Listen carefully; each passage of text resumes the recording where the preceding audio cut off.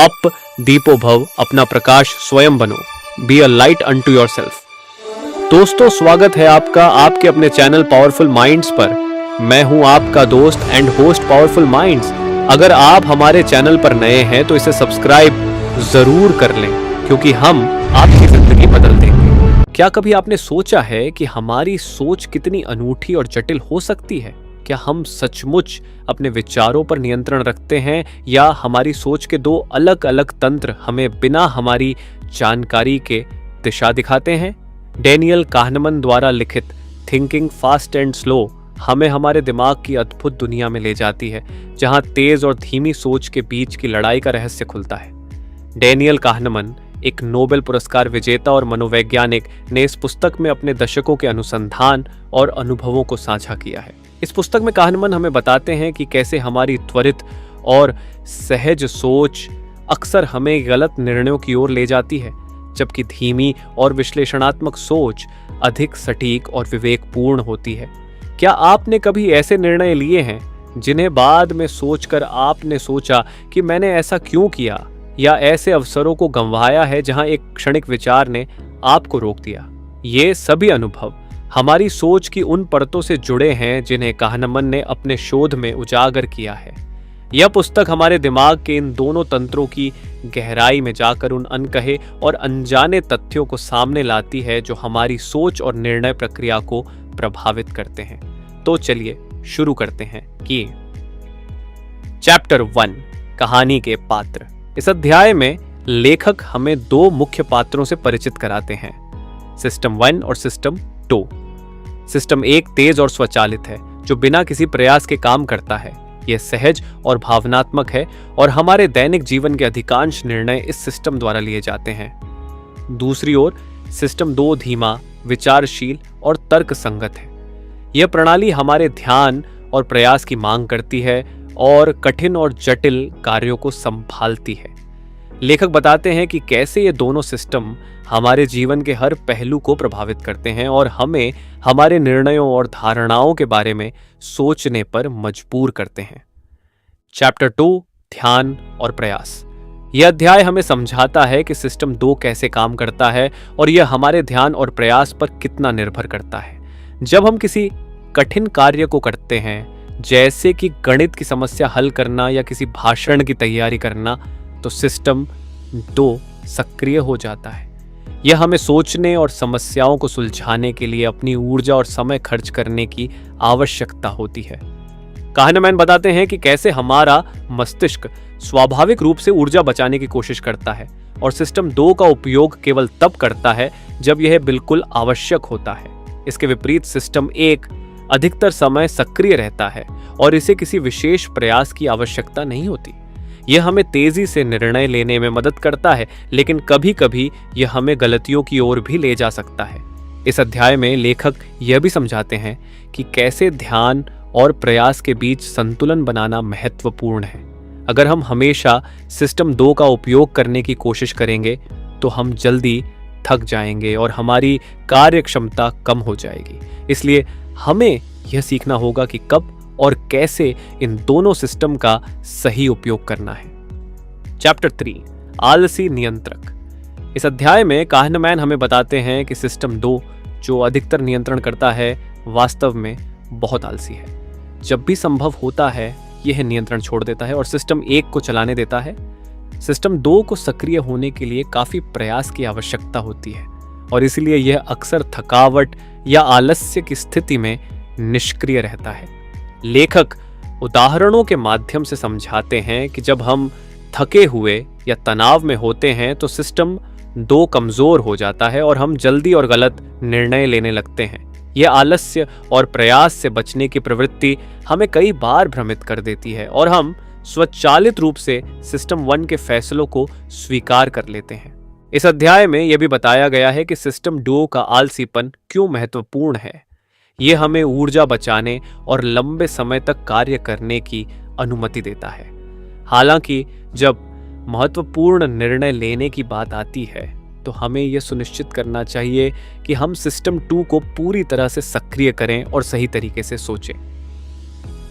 Chapter 4, associative machine. इस अध्याय में काहनमैन हमें बताते हैं कि हमारा मस्तिष्क कैसे एक एसोसिएटिव मशीन की तरह काम करता है। सिस्टम 1 विचारों और अनुभवों को जोड़ने के लिए जिम्मेदार है और यह प्रक्रियाएं तेजी से और सहजता से होती हैं।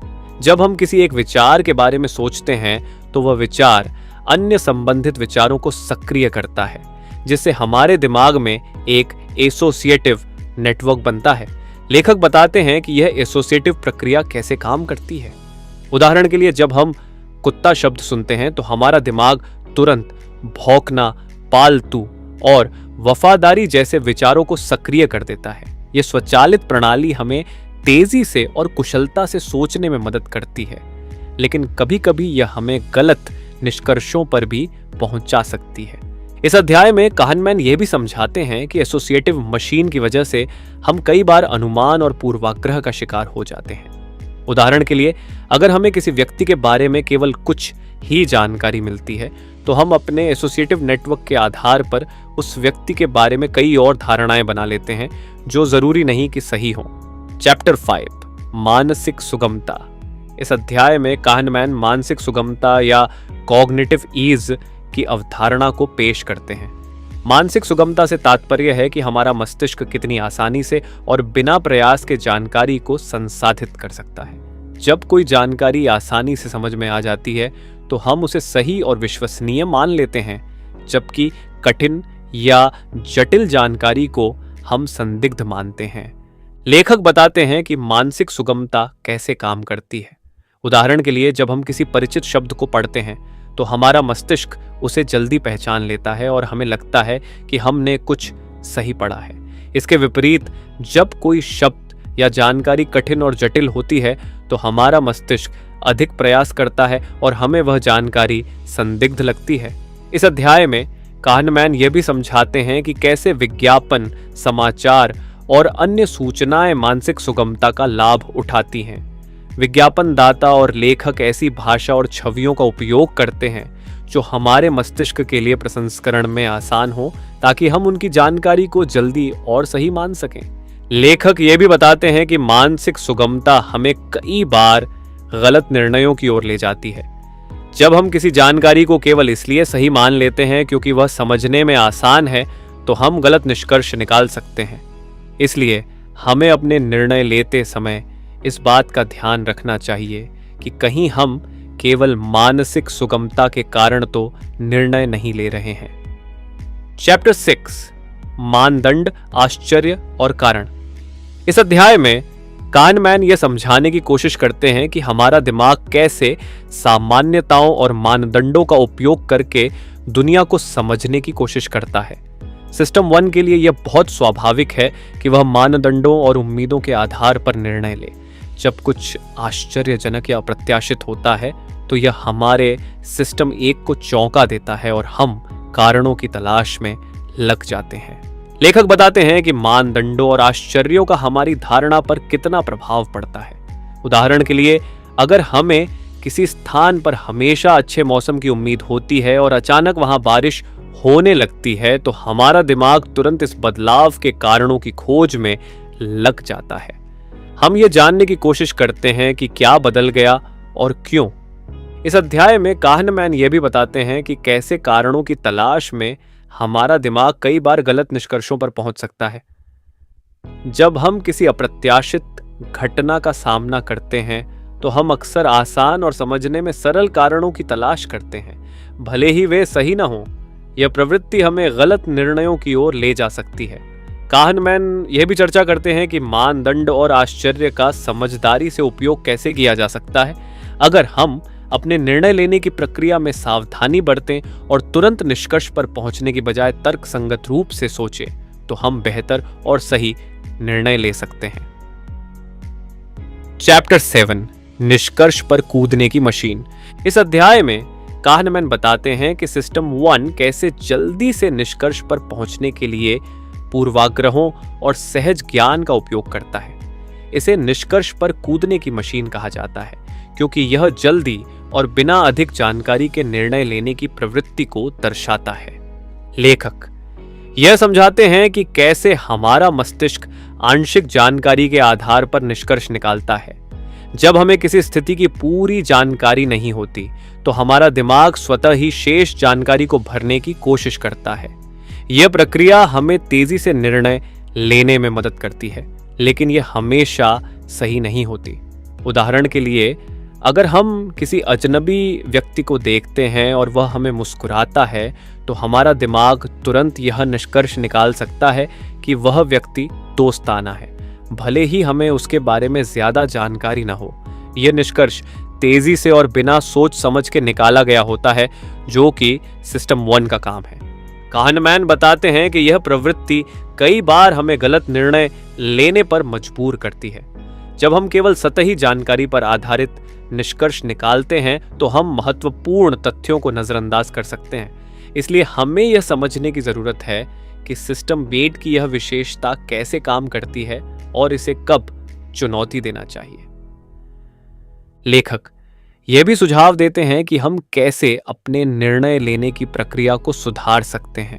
हमें अधिक सोच समझकर और तर्कसंगत तरीके से निर्णय लेने की कोशिश करनी चाहिए, खासकर जब महत्वपूर्ण निर्णयों की बात हो। इसके लिए हमें सिस्टम 2 को अधिक सक्रिय रूप से उपयोग करने की जरूरत है। चैप्टर 8 निर्णय कैसे होते हैं। इस अध्याय में काहनमैन बताते हैं कि सिस्टम 1 और सिस्टम 2 मिलकर कैसे निर्णय लेते हैं। निर्णय लेने की प्रक्रिया में सिस्टम 1 का तेज और सहज दृष्टिकोण अक्सर पहला कदम होता है, जो त्वरित अनुमान और प्रारंभिक निर्णय प्रदान करता है। इसके बाद सिस्टम 2 उस निर्णय का मूल्यांकन करता है और जरूरत पड़ने पर उसे संशोधित करता है। लेखक यह बताते हैं कि सिस्टम 1 कैसे पैटर्न और अनुभवों का उपयोग करके त्वरित निर्णय लेता है। उदाहरण के लिए, जब हम किसी चीज को पहली बार देखते हैं तो हमारा सिस्टम 1 तुरंत उसे किसी परिचित चीज से जोड़ने की कोशिश करता है और उसके आधार पर निर्णय लेता है।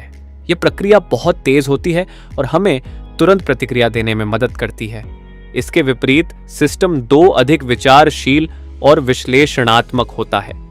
जब सिस्टम 1 का निर्णय पर्याप्त नहीं होता या जटिल स्थिति होती है तो सिस्टम 2 हस्तक्षेप करता है और निर्णय को संशोधित करता है। हालांकि सिस्टम 2 के सक्रिय होने के लिए ध्यान और प्रयास की आवश्यकता होती है, इसलिए हम इसे हमेशा उपयोग नहीं करते। काहनमैन यह भी समझाते हैं कि कई बार सिस्टम 2 सिस्टम 1 के निर्णय को बिना किसी संशोधन के स्वीकार कर लेता है, खासकर जब हम थके हुए या विचलित होते हैं। यह प्रवृत्ति हमें कई बार गलत निर्णय लेने पर मजबूर करती है।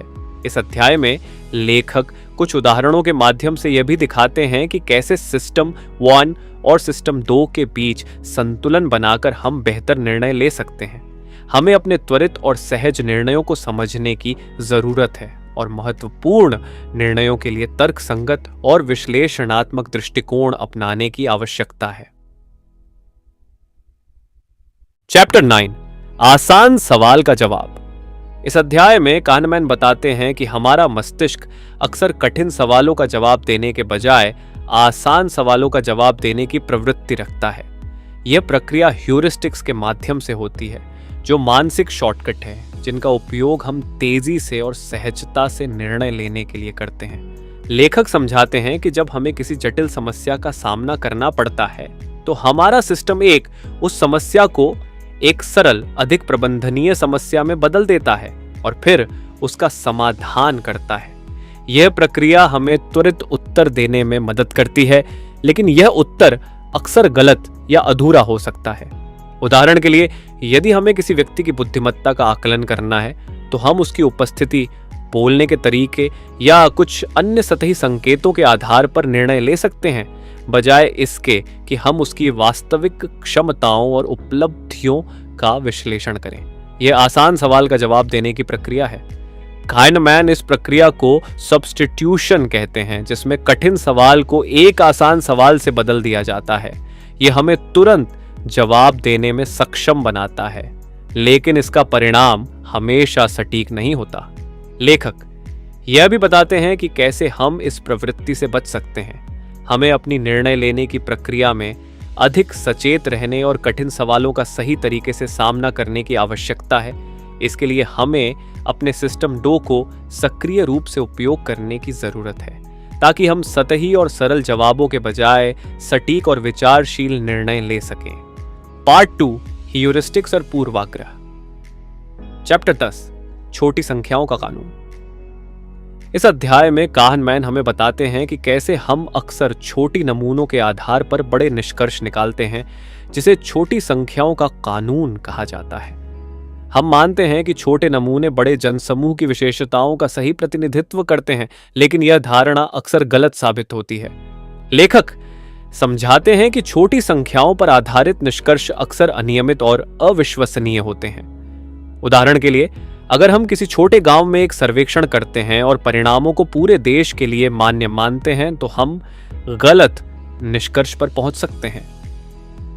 छोटी संख्या का नमूना अधिक विविधता और विचलन दिखा सकता है, जो वास्तविकता से मेल नहीं खाता। काहनमैन बताते हैं कि हमारे मस्तिष्क में पैटर्न की खोज करने और तेजी से निष्कर्ष निकालने की प्रवृत्ति होती है। जब हमें एक छोटे समूह में कोई विशेष पैटर्न दिखाई देता है, तो हम उसे पूरी जनसंख्या पर लागू करने की गलती करते हैं। यह पूर्वाग्रह हमें गलत निर्णय लेने और गलत धारणाएं बनाने पर मजबूर करता है। लेखक यह भी सुझाव देते हैं कि हम इस पूर्वाग्रह से बचने के लिए अधिक व्यापक और विविध नमूनों का उपयोग करें। बड़ी संख्या के नमूनों पर आधारित निष्कर्ष अधिक सटीक और विश्वसनीय होते हैं। इसके अलावा हमें अपने निष्कर्ष निकालते समय सांख्यिकीय ज्ञान और विश्लेषणात्मक दृष्टिकोण अपनाने की आवश्यकता है। चैप्टर 11 एंकरिंग, लंगर डालना। इस अध्याय में काहनमैन एंकरिंग के प्रभाव को समझाते हैं, जो एक प्रकार का ह्यूरिस्टिक है। एंकरिंग का मतलब है कि किसी एक प्रारंभिक जानकारी या संख्या का प्रभाव हमारे बाद के निर्णयों और अनुमानों पर पड़ता है। यह प्रक्रिया अक्सर अवचेतन होती है और हमारे निर्णयों को गहराई से प्रभावित कर सकती है। लेखक एक उदाहरण के माध्यम से समझाते हैं कि जब हमसे एक सवाल पूछा जाता है, जैसे क्या न्यूयॉर्क शहर की जनसंख्या 8 मिलियन से अधिक है, तो यह संख्या हमारे दिमाग में एंकर के रूप में काम करती है। इसके बाद जब हमसे वास्तविक जनसंख्या का अनुमान लगाने के लिए कहा जाता है, तो हमारा अनुमान अक्सर इस प्रारंभिक संख्या के आसपास ही होता है, भले ही वह सही ना हो। काहनमैन बताते हैं कि एंकरिंग न केवल संख्यात्मक अनुमानों में बल्कि कई अन्य स्थितियों में भी प्रभाव डालती है। उदाहरण के लिए, जब हम किसी उत्पाद की कीमत देखते हैं, तो उसकी शुरुआती कीमत हमारे मन में एक एंकर के रूप में रहती है और हम उसके आधार पर बाद की कीमतों को सही या गलत मानते हैं। लेखक यह भी बताते हैं कि कैसे एंकरिंग का प्रभाव हमारे वित्तीय निर्णयों, खरीदारी की आदतों और यहां तक कि हमारी धारणा और विश्वासों पर भी पड़ता है। यह प्रभाव हमें कई बार गलत निर्णय लेने पर मजबूर करता है, क्योंकि हम प्रारंभिक जानकारी के आधार पर अपने निष्कर्ष निकालते हैं। काहनमैन यह सुझाव देते हैं कि एंकरिंग के प्रभाव से बचने के लिए हमें अपनी निर्णय लेने की प्रक्रिया में अधिक सचेत रहने की आवश्यकता है। हमें यह पहचानना चाहिए कि प्रारंभिक जानकारी का प्रभाव हमारे निर्णयों पर कैसे पड़ रहा है और उसे तर्कसंगत और विश्लेषणात्मक दृष्टिकोण से जांचना चाहिए। चैप्टर 12 उपलब्धता की विज्ञान। इस अध्याय में काहनमैन हमें उपलब्धता ह्यूरिस्टिक के बारे में बताते हैं, जो यह निर्धारित करता है कि किसी घटना की आवृत्ति या संभावना का अनुमान कैसे लगाया जाता है। हम घटनाओं की आवृत्ति या संभावना का अनुमान इस आधार पर लगाते हैं कि वे हमारे दिमाग में कितनी आसानी से आती हैं। लेखक बताते हैं कि हमारा मस्तिष्क ताज़ा, नाटकीय या हाल की घटनाओं को अधिक प्रमुखता देता है और इसी के आधार पर हम उनकी संभावना का अनुमान लगाते हैं। उदाहरण के लिए, अगर हम हाल ही में एक विमान दुर्घटना के बारे में सुनते हैं, तो हमें विमान दुर्घटनाओं की संभावना अधिक लगने लगती है, भले ही वे सांख्यिकीय रूप से दुर्लभ हों। काहनमैन यह भी बताते हैं कि मीडिया कवरेज, व्यक्तिगत अनुभव और यादगार घटनाएं हमारे निर्णयों और अनुमानों को गहराई से प्रभावित करती हैं। मीडिया में व्यापक रूप से रिपोर्ट की गई घटनाएं, जैसे कि प्राकृतिक आपदाएं, अपराध या दुर्घटनाएं, हमारे मस्तिष्क में अधिक आसानी से उपलब्ध होती हैं और हम उनके आधार पर संभावनाओं का गलत अनुमान लगा सकते हैं। उपलब्धता ह्यूरिस्टिक के प्रभाव को समझने के लिए लेखक यह भी बताते हैं कि कैसे हम अक्सर किसी समस्या का समाधान इस आधार पर करते हैं कि उसके बारे में जानकारी कितनी आसानी से उपलब्ध है। यह हमें त्वरित निर्णय लेने में मदद करता है, लेकिन ये हमेशा सटीक नहीं होता। काहनमैन ये सुझाव देते हैं कि हम उपलब्धता ह्यूरिस्टिक के प्रभाव से बचने के लिए अधिक जानकारी और डेटा का उपयोग करें और केवल ताज़ा और यादगार घटनाओं पर निर्भर न रहें। हमें अपने निर्णय लेते समय व्यापक दृष्टिकोण अपनाना चाहिए और संभावनाओं का सही आकलन करना चाहिए। चैप्टर 3 उपलब्धता, भावना और जोखिम। इस अध्याय में काहनमैन ये समझाते हैं कि कैसे उपलब्धता, ह्यूरिस्टिक और भावनाएं हमारे जोखिमों के आकलन और निर्णय लेने की प्रक्रिया को प्रभावित करती हैं। जब हम किसी घटना के बारे में सोचते हैं तो उसकी उपलब्धता और उसके साथ जुड़ी भावनाएं हमारे निर्णयों पर गहरा प्रभाव डालती हैं। लेखक बताते हैं कि जिन घटनाओं के बारे में हमें भावनात्मक प्रतिक्रिया होती है वे हमारे दिमाग में अधिक प्रमुखता से स्थान लेती हैं। उदाहरण के लिए, एक कार्य दुर्घटना या आतंकवादी हमले की खबरें हमारे मन में अधिक तीव्रता से दर्ज होती हैं क्योंकि वे भावनात्मक रूप से अधिक प्रभावी होती हैं। इसके परिणाम स्वरूप हम इन घटनाओं की आवृत्ति और संभावना का अधिक अनुमान लगाने लगते हैं। काहनमैन यह भी बताते हैं कि भावनाएं कैसे हमारे जोखिमों के आकलन को प्रभावित करती हैं। जब हमें किसी घटना के बारे में डर या चिंता होती है तो हम उस जोखिम को अधिक महत्व देते हैं। इसके विपरीत, जब कोई घटना हमें खुशी या आराम का अनुभव कराती है तो हम उस जोखिम को कम महत्व देते हैं। इस अध्याय में लेखक ये भी चर्चा करते हैं कि कैसे कंपनियां और मीडिया उपलब्धता, ह्यूरिस्टिक और भावनाओं का उपयोग करके हमारे निर्णयों को प्रभावित करती हैं। विज्ञापन और खबरें अक्सर भावनात्मक अपील का उपयोग करती हैं ताकि हम किसी उत्पाद को खरीदें या किसी घटना के बारे में ज्यादा चिंता करें। काहनमैन यह सुझाव देते हैं कि हमें अपने जोखिमों का आकलन करते समय भावनाओं के प्रभाव को पहचानना और उसे नियंत्रित करने की कोशिश करनी चाहिए। हमें तथ्यों और आंकड़ों के आधार पर अपने निर्णय लेने चाहिए, न कि केवल तात्कालिक भावनाओं और उपलब्धता के आधार पर। चैप्टर 14 टॉम डब्ल्यूब की विशिष्टता। इस अध्याय में काहनमैन हमें एक विशेष कहानी के माध्यम से प्रतिनिधि ह्यूरिस्टिक, रिप्रेजेंटेटिवनेस ह्यूरिस्टिक के बारे में बताते हैं। यह ह्यूरिस्टिक तब होता है जब हम किसी व्यक्ति या घटना को एक विशिष्ट श्रेणी का प्रतिनिधि मानते हैं, भले ही सांख्यिकीय दृष्टिकोण से यह उचित न हो। लेखक टॉम डब्ल्यू की कहानी के माध्यम से समझाते हैं कि कैसे हम एक व्यक्ति की विशेषताओं के आधार पर उसके पेशे या रुचियों के बारे में गलत निष्कर्ष निकालते हैं। उदाहरण के लिए, अगर टॉम डब्ल्यू अंतर्मुखी, व्यवस्थित और विस्तृत विवरणों में रुचि रखने वाला व्यक्ति है तो हम उसे पुस्तकालय अध्यक्ष मानने की प्रवृत्ति रखते हैं, भले ही सांख्यिकीय दृष्टिकोण से यह संभावना बहुत कम हो। काहनमैन बताते हैं कि इस प्रकार के निर्णय हमें वास्तविकता से दूर ले जा सकते हैं। प्रतिनिधि ह्यूरिस्टिक के कारण हम सांख्यिकीय आधारभूत दरों को नजरअंदाज कर देते हैं और केवल सतही विशेषताओं पर ध्यान केंद्रित करते हैं। यह हमें महत्वपूर्ण जानकारी को नजरअंदाज करने और गलत निर्णय लेने की ओर ले जाता है। लेखक यह भी चर्चा करते हैं कि कैसे हमारे पूर्वाग्रह और रूढ़िवादिता इस ह्यूरिस्टिक को और मजबूत बनाते हैं। जब हम किसी समूह के बारे में एक सामान्य छवि बना लेते हैं तो हम उसके प्रत्येक सदस्य को उसी छवि के आधार पर आंकते हैं, जो अक्सर गलत होता है। काहनमैन सुझाव देते हैं कि हमें अपने निर्णय लेने की प्रक्रिया में अधिक सचेत और विश्लेषणात्मक दृष्टिकोण अपनाने की जरूरत है। हमें केवल सतही विशेषताओं के बजाय सांख्यिकीय और तथ्यों पर आधारित निर्णय लेने चाहिए ताकि हम अधिक सटीक और विश्वसनीय निष्कर्ष पर पहुंच सकें। चैप्टर 50 लिंडा कम अधिक है। इस अध्याय में काहनमैन हमें लिंडा की कहानी के माध्यम से संयोजन पूर्वाग्रह कंजंक्शन फॉलेसी के बारे में बताते हैं। यह पूर्वाग्रह तब होता है जब लोग सोचते हैं कि दो घटनाओं का एक साथ होना उनमें से किसी एक के होने से अधिक संभावित है, जबकि सांख्यिकीय दृष्टिकोण से यह असंभव है। लेखक लिंडा की कहानी का उदाहरण देते हैं।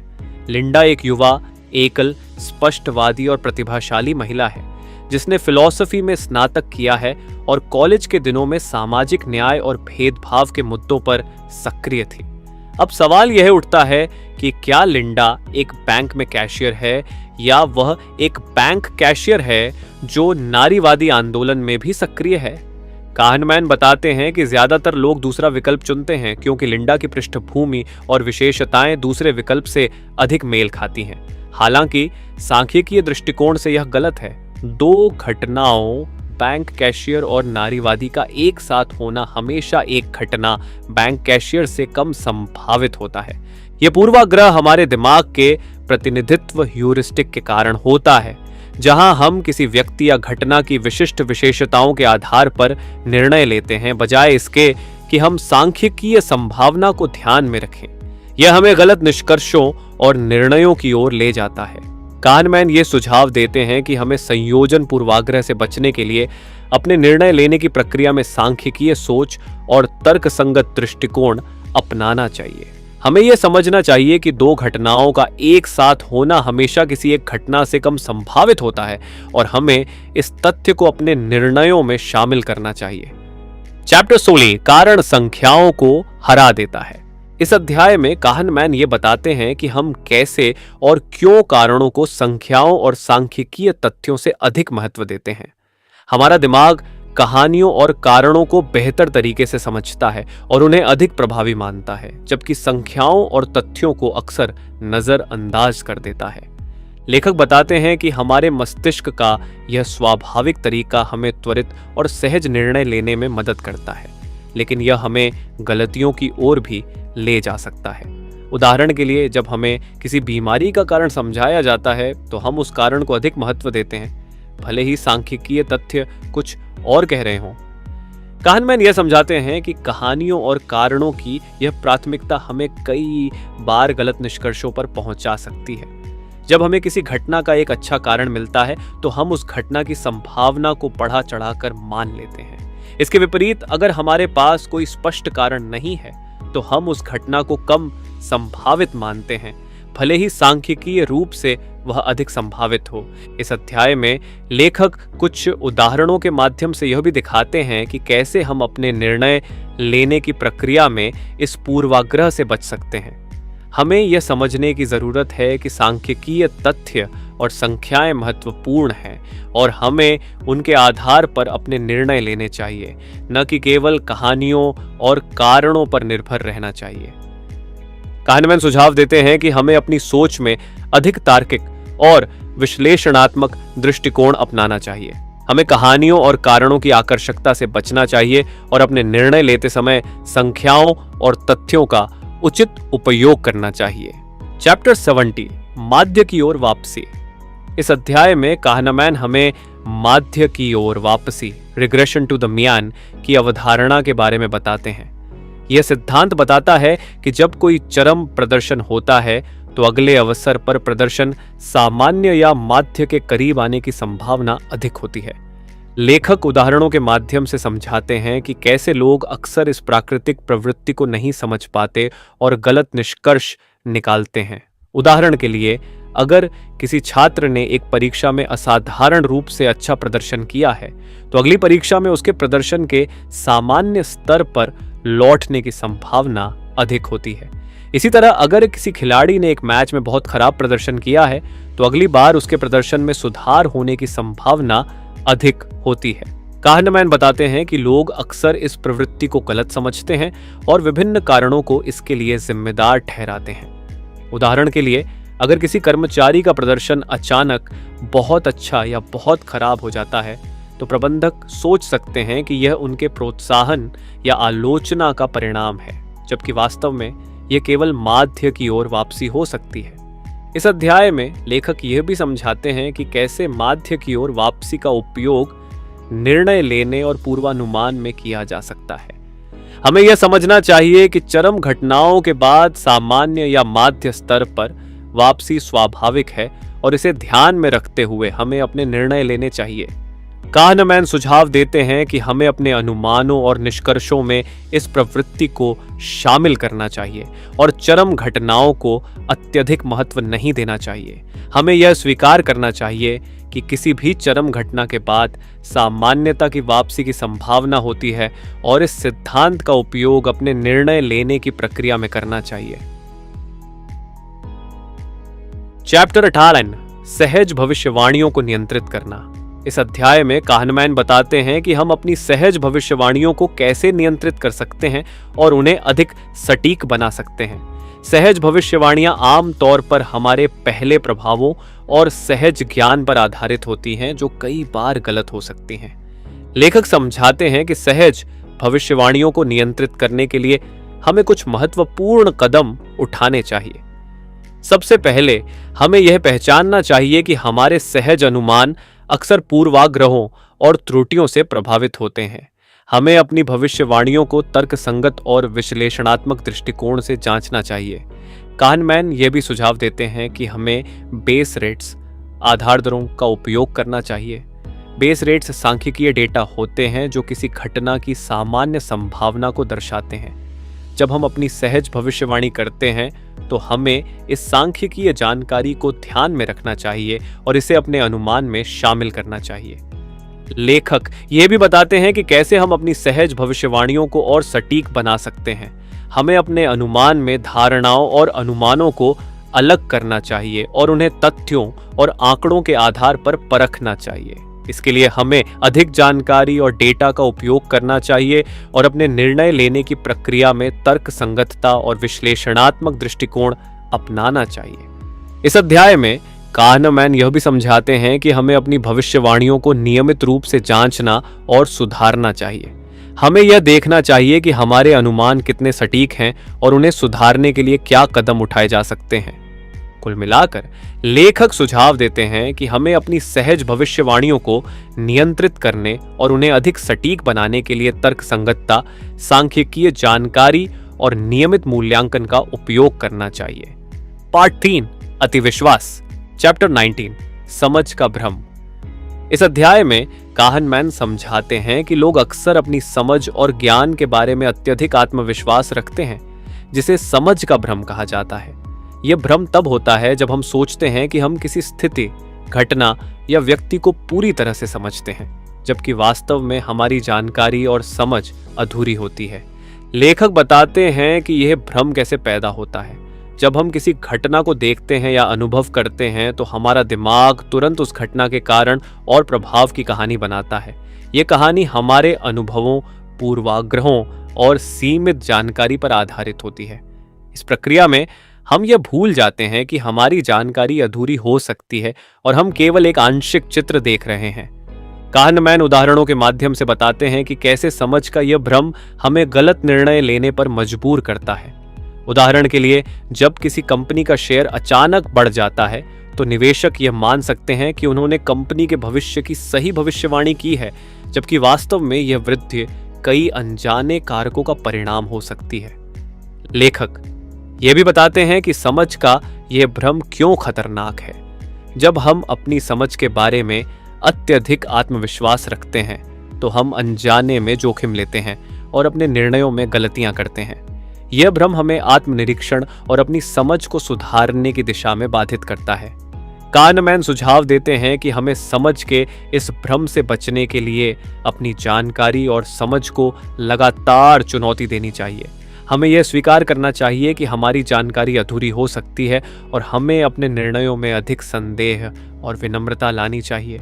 इसके अलावा हमें अपनी समझ को सुधारने के लिए और अधिक जानकारी और डेटा एकत्रित करना चाहिए। चैप्टर 20 वैधता का भ्रम। इस अध्याय में काहनमैन हमें वैधता के भ्रम के बारे में बताते हैं, जो हमारे आत्मविश्वास और निर्णय लेने की क्षमता को प्रभावित करता है।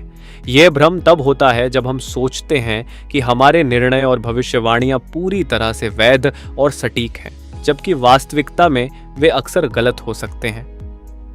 लेखक बताते हैं कि वैधता का यह भ्रम क्यों पैदा होता है। जब हम किसी पैटर्न या संकेत को देखते हैं तो हमारा दिमाग उसे अधिक महत्व देता है और उस पर आधारित निष्कर्ष निकालता है। हम यह मानने लगते हैं कि हमारे निर्णय और अनुमान सही हैं क्योंकि हमें लगता है कि हमारे पास पर्याप्त जानकारी और अनुभव है। काहनमैन उदाहरणों के माध्यम से समझाते हैं कि यह भ्रम कैसे काम करता है। उदाहरण के लिए, जब किसी निवेशक को लगता है कि उसने बाजार के रुझानों को सही से पहचान लिया है तो वह अपने निर्णयों में अधिक आत्मविश्वास महसूस करता है। हालांकि यह आत्मविश्वास अक्सर गलत साबित होता है क्योंकि बाजार के रुझान कई अनियंत्रित और अप्रत्याशित कारकों पर निर्भर करते हैं। लेखक यह भी बताते हैं कि वैधता का यह भ्रम क्यों खतरनाक हो सकता है। जब हम अपने निर्णयों और भविष्यवाणियों के बारे में अत्यधिक आत्मविश्वास रखते हैं तो हम अनजाने में जोखिम उठाते हैं और अपने फैसलों में गलतियां करते हैं। यह भ्रम हमें अपनी गलतियों से सीखने और अपने दृष्टिकोण को सुधारने से रोकता है। काहनमैन सुझाव देते हैं कि हमें वैधता के इस भ्रम से बचने के लिए अपने निर्णयों और भविष्यवाणियों को अधिक संदेह और विनम्रता के साथ देखना चाहिए।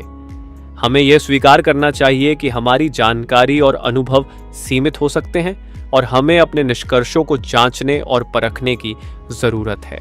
इसके अलावा हमें अपने निर्णयों को सुधारने के लिए लगातार डेटा और जानकारी एकत्रित करनी चाहिए। चैप्टर 21 अंतःप्रज्ञा बनाम सूत्र। इस अध्याय में काहनमैन हमें अंतःप्रज्ञा, इंट्यूशन और गणितीय सूत्रों के बीच के अंतर को समझाते हैं और बताते हैं कि कब हमें किस पर भरोसा करना चाहिए। अंतःप्रज्ञा हमारे त्वरित सहज ज्ञान पर आधारित होती है, जबकि गणितीय सूत्र विश्लेषण और आंकड़ों पर आधारित होते हैं। लेखक बताते हैं कि हमारे अंतःप्रज्ञात्मक निर्णय अक्सर विश्वसनीय नहीं होते, क्योंकि वे हमारे पूर्वाग्रहों और सीमित जानकारी पर आधारित होते हैं। उदाहरण के लिए, जब किसी व्यक्ति को उसकी अनुभव और पूर्व धारणाओं के आधार पर निर्णय लेने के लिए कहा जाता है, तो वह व्यक्ति अपने पूर्वाग्रहों से प्रभावित हो सकता है और गलत निष्कर्ष पर पहुंच सकता है। दूसरी ओर, गणितीय सूत्र और मॉडल विश्लेषण और सांख्यिकीय तथ्यों पर आधारित होते हैं। ये सूत्र अधिक सटीक और विश्वसनीय होते हैं क्योंकि वे मानवीय पूर्वाग्रहों से मुक्त होते हैं। काहनमैन बताते हैं कि कई क्षेत्रों में, जैसे कि चिकित्सा, वित्त और खेल, गणितीय मॉडल और सूत्र अंतःप्रज्ञात्मक निर्णयों से बेहतर प्रदर्शन करते हैं। लेखक उदाहरणों के माध्यम से दिखाते हैं कि कैसे गणितीय मॉडल और सूत्र हमारे निर्णयों को बेहतर बना सकते हैं। उदाहरण के लिए, जब डॉक्टर गणितीय मॉडल का उपयोग करके रोगियों का निदान करते हैं तो वे अधिक सटीक और प्रभावी निदान कर पाते हैं। इसी तरह निवेशक और प्रबंधक भी अपने निर्णयों में गणितीय मॉडल का उपयोग करके बेहतर परिणाम प्राप्त कर सकते हैं। काहनमैन यह भी सुझाव देते हैं कि हमें यह पहचानने की जरूरत है कि कब हमें अंतःप्रज्ञा पर भरोसा करना चाहिए और कब गणितीय सूत्रों का उपयोग करना चाहिए। हमें अपने महत्वपूर्ण और जटिल निर्णयों में गणितीय मॉडल और विश्लेषण का उपयोग करना चाहिए, जबकि कम महत्वपूर्ण और त्वरित निर्णयों में अंतःप्रज्ञा का सहारा लिया जा सकता है। चैप्टर 20 विशेषज्ञ अंतःप्रज्ञा, कब भरोसा करें। इस अध्याय में काहनमैन बताते हैं कि विशेषज्ञ अंतःप्रज्ञा, इंट्यूशन कब विश्वसनीय होती है और कब नहीं। विशेषज्ञ अंतःप्रज्ञा तब विकसित होती है जब किसी व्यक्ति ने किसी विशिष्ट क्षेत्र में लंबा अनुभव और गहरा ज्ञान प्राप्त किया होता है। हालांकि यह हमेशा सही नहीं होती और इसके विश्वसनीयता के लिए कुछ शर्तें होती हैं। लेखक बताते हैं कि विशेषज्ञ अंतःप्रज्ञा दो मुख्य शर्तों पर निर्भर करती है। स्थिर वातावरण। विशेषज्ञ अंतःप्रज्ञा उन क्षेत्रों में अधिक सटीक होती है जहां वातावरण स्थिर और पूर्वानुमानित होता है, जैसे कि शतरंज खेलना या चिकित्सा निदान करना। 2. प्रतिक्रिया लूप। विशेषज्ञ अंतःप्रज्ञा उन स्थितियों में अधिक सटीक होती है जहां व्यक्ति को अपने निर्णयों के परिणाम के बारे में त्वरित और स्पष्ट प्रतिक्रिया मिलती है। यह प्रतिक्रिया व्यक्ति को अपने निर्णयों को सुधारने और अपनी अंतःप्रज्ञा को विकसित करने में मदद करती है। काहनमैन उदाहरणों के माध्यम से समझाते हैं कि कैसे विशेषज्ञ अंतःप्रज्ञा काम करती है। उदाहरण के लिए, एक अनुभवी शतरंज खिलाड़ी अपनी अंतःप्रज्ञा के आधार पर तेजी से सही चाल चल सकता है क्योंकि वह लंबे समय से शतरंज खेल रहा है और उसे अपने फैसलों के बारे में तत्काल प्रतिक्रिया मिलती है। इसके विपरीत शेयर बाजार के निवेशकों की अंतःप्रज्ञा कम विश्वसनीय होती है क्योंकि बाजार का वातावरण अस्थिर और अप्रत्याशित होता है और उन्हें अपने निर्णयों के परिणाम के बारे में स्पष्ट प्रतिक्रिया नहीं मिलती।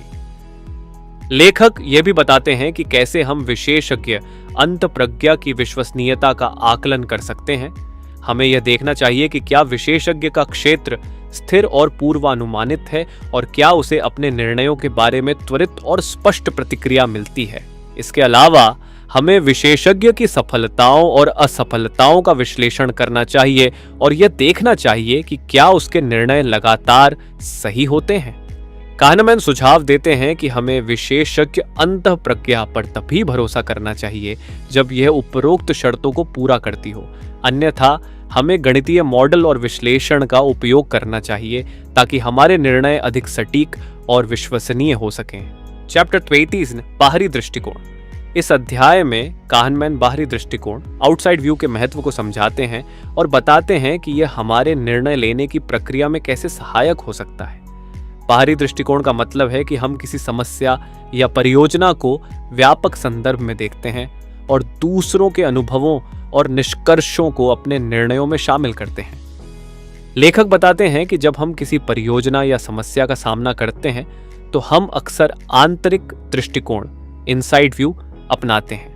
आंतरिक दृष्टिकोण में हम अपनी विशेष परिस्थितियों, अनुभवों और उम्मीदों पर आधारित निर्णय लेते हैं। यह दृष्टिकोण कई बार हमारी धारणाओं और पूर्वाग्रहों से प्रभावित होता है, जिससे हमारे निर्णय गलत हो सकते हैं। बाहरी दृष्टिकोण अपनाने के लिए काहनमैन सुझाव देते हैं कि हमें अपनी समस्या या परियोजना को एक सामान्य संदर्भ में देखना चाहिए और यह समझना चाहिए कि अन्य समान स्थितियों में क्या हुआ है। उदाहरण के लिए, अगर हम किसी प्रोजेक्ट की समय सीमा और लागत का अनुमान लगा रहे हैं तो हमें यह देखना चाहिए कि पहले के समान प्रोजेक्ट्स में क्या हुआ था और उन्हें कितना समय और लागत लगी थी। लेखक ये भी बताते हैं कि बाहरी दृष्टिकोण अपनाने से हमें हमारी परियोजनाओं और समस्याओं का अधिक यथार्थवादी और सटीक आकलन करने में मदद मिलती है। बाहरी दृष्टिकोण हमें हमारे आंतरिक पूर्वाग्रहों और धारणाओं से मुक्त करता है और हमें अधिक तथ्यात्मक और विश्लेषणात्मक दृष्टिकोण अपनाने के लिए प्रेरित करता है। काहनमैन उदाहरणों के माध्यम से समझाते हैं कि कैसे बाहरी दृष्टिकोण हमारे निर्णयों को बेहतर बना सकता है। उदाहरण के लिए, जब किसी कंपनी को नए उत्पाद की लॉन्चिंग की योजना बनानी होती है तो बाहरी दृष्टिकोण अपनाकर वे अन्य कंपनियों के समान उत्पादों की लॉन्चिंग के अनुभवों का विश्लेषण कर सकते हैं और अपने निर्णयों को बेहतर बना सकते हैं।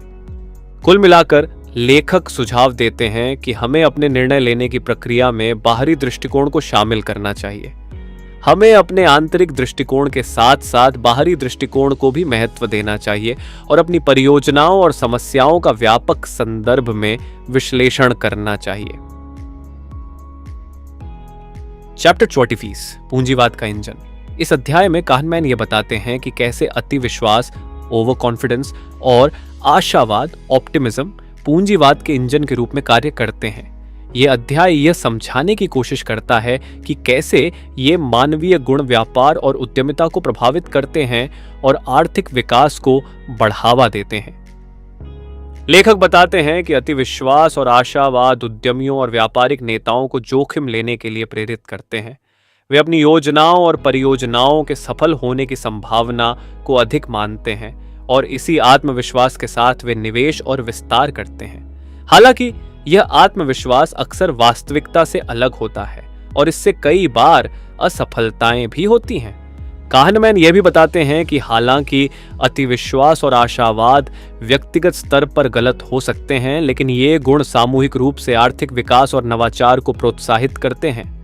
जब अधिक लोग जोखिम लेते हैं और नई परियोजनाएं शुरू करते हैं तो इससे समाज में अधिक रोजगार, नई तकनीकों का विकास और आर्थिक प्रगति होती है। लेखक उदाहरणों के माध्यम से दिखाते हैं कि कैसे अतिविश्वास और आशावाद ने कई सफल उद्यमियों और कंपनियों को आगे बढ़ाया है। वे यह भी बताते हैं कि असफलताएं और गलतियां भी आर्थिक प्रणाली का हिस्सा हैं और उनसे सीखना और आगे बढ़ना महत्वपूर्ण है। काहनमैन यह सुझाव देते हैं कि जबकि अतिविश्वास और आशावाद आर्थिक विकास के लिए महत्वपूर्ण है, हमें अपने निर्णयों में यथार्थवादी दृष्टिकोण अपनाना चाहिए। हमें अपने आत्मविश्वास और आशावाद को तथ्यों और आंकड़ों के साथ संतुलित करना चाहिए ताकि हमारे निर्णय अधिक सटीक और प्रभावी हो सकें। पार्ट 4 विकल्प। चैप्टर 25 बर्नूली की गलतियां। इस अध्याय में काहनमैन यह बताते हैं कि कैसे पारंपरिक आर्थिक सिद्धांतों में उपयोग किए जाने वाले मॉडल, विशेष रूप से बर्नूली के उपयोगिता सिद्धांत, निर्णय लेने की वास्तविक प्रक्रियाओं को ठीक से नहीं समझा पाते। बर्नूली का उपयोगिता सिद्धांत कहता है कि लोगों के निर्णय उनकी अंतिम संपत्ति की स्थिति पर आधारित होते हैं और वे तर्कसंगत रूप से जोखिमों का मूल्यांकन करते हैं। लेखक बताते हैं कि यह सिद्धांत वास्तविक जीवन की जटिलताओं और मानव स्वभाव को नजरअंदाज करता है।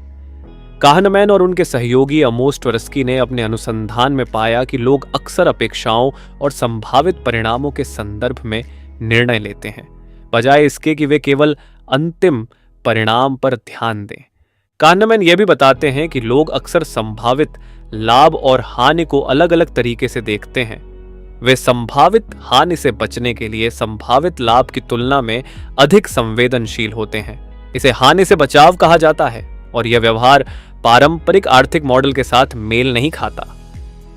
लेखक यह भी समझाते हैं कि निर्णय लेने की प्रक्रिया में संदर्भ और प्रारंभिक स्थिति भी महत्वपूर्ण भूमिका निभाते हैं। उदाहरण के लिए, अगर किसी व्यक्ति के पास 1000 रुपये हैं और उसे 500 रुपये का नुकसान होता है तो उसकी प्रतिक्रिया अलग हो सकती है जब उसके पास 2000 रुपये थे और उसने 500 रुपये का नुकसान झेला। यह एंकरिंग के प्रभाव को दर्शाता है जो बर्नूली के मॉडल में शामिल नहीं है। काहनमैन यह सुझाव देते हैं कि हमें अपने निर्णय लेने की प्रक्रिया को बेहतर ढंग से समझने और मॉडल करने के लिए इन मनोवैज्ञानिक कारकों को ध्यान में रखना चाहिए। उन्होंने एक नया सिद्धांत प्रोस्पेक्ट थ्योरी प्रस्तुत किया जो इन जटिलताओं और मानव व्यवहार के पहलुओं को शामिल करता है और निर्णय लेने की प्रक्रिया को अधिक सटीक रूप से दर्शाता है। Chapter 26 prospect theory. इस अध्याय में काहनमैन और उनके सहयोगी अमोस ट्वेर्स्की द्वारा विकसित किए गए प्रोस्पेक्ट थ्योरी का परिचय दिया जाता है। प्रोस्पेक्ट थ्योरी यह समझाती है कि लोग कैसे जोखिम और अनिश्चितता के संदर्भ में निर्णय लेते हैं। यह सिद्धांत बर्नूली के उपयोगिता सिद्धांत की सीमाओं को पहचानते हुए अधिक यथार्थवादी दृष्टिकोण प्रस्तुत करता है। प्रोस्पेक्ट थ्योरी के मुख्य तत्व निम्नलिखित हैं। 1. संदर्भ बिंदु। निर्णय लेने वाले लोग हमेशा किसी संदर्भ बिंदु के सापेक्ष लाभ और हानि का मूल्यांकन करते हैं, न कि केवल अंतिम परिणामों के। यह संदर्भ बिंदु अक्सर व्यक्ति की मौजूदा स्थिति होती है। 2. हानि से बचाव। लोग हानि से बचने के लिए अधिक संवेदनशील होते हैं। एक हानि का भावनात्मक प्रभाव एक समान लाभ के मुकाबले अधिक होता है। यह बताता है कि क्यों लोग जोखिम भरे विकल्पों को चुनने में सतर्क रहते हैं जब वे संभावित हानि का सामना कर रहे होते हैं। 3. वजन का प्रभाव। लोग संभावित घटनाओं की संभावना को तर्कसंगत रूप से नहीं बल्कि वजन के रूप में मानते हैं। वे छोटे संभावनाओं को अधिक महत्व देते हैं और बड़े संभावनाओं को कम महत्व देते हैं। 4. उपेक्षा। लोग सामान्यता की उपेक्षा करते हैं और असाधारण घटनाओं को अधिक महत्व देते हैं। वे अक्सर किसी घटना के संभावित परिणामों को अधिक महत्व देते हैं जो तात्कालिक और भावनात्मक रूप से प्रभावी होते हैं।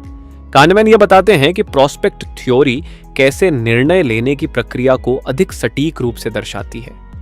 उदाहरण के लिए, जब लोग किसी निवेश का निर्णय लेते हैं तो वे संभावित लाभ और हानि को अलग अलग तरीके से मूल्यांकन करते हैं। अगर एक निवेश में अधिक संभावित लाभ है लेकिन थोड़ा जोखिम है तो लोग उसे प्राथमिकता दे सकते हैं, भले ही वास्तविक लाभ की संभावना कम हो।